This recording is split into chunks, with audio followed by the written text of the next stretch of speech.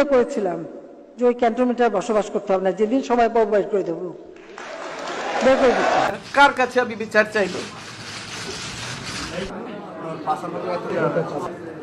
দীর্ঘদিনের সংসারের সব মালামাল রেখে আমাকে এক কাপড়ে বাড়ি থেকে বেরিয়ে আসতে হলো, বের করে দেওয়া হলো। আজকে যেভাবে আমাকে অপমান করা হয়েছে, ঘরের দরজা ভেঙে আমার বেডরুমের দরজা ভেঙে রীতিমাত্র ট্রেনিং হিসেবে তারা বের করেছে এবং এমনভাবে বলছে যে পুরুষ মানুষ এমনভাবে বলছে যে জোর করে ওনাকে উঠিয়ে নিয়ে আসেন, জোর করে দরকার হলে ওনাকে কোলে উঠিয়ে নিয়ে আসেন।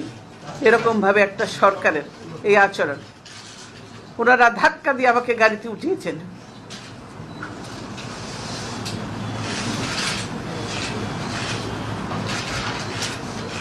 আমার পরিবারের সদস্যদের গায়ে হাত তুলতেও তারা দ্বিধাবোধ করেনি। আমি এর বিচারের ভার মহান আল্লাহ ও প্রিয় দেশবাসীর উপর ছেড়ে দিলাম। আমি দেশবাসীর নিরাপত্তার জন্য মহান আল্লাহর দরবারে দোয়া করছি। আপনারা সকলেই আমার জন্য দোয়া করবেন।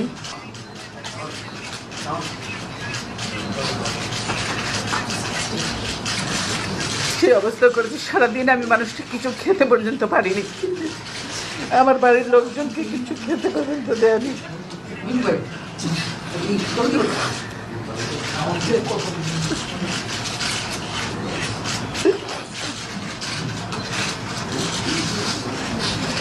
অথচ তারা মিথ্যা কথা বলছে যে আমি নিজের বাড়ি ছেড়ে বেরিয়ে এসেছি। এটা সম্পূর্ণ মিথ্যা কথা, বানোয়াট কথা।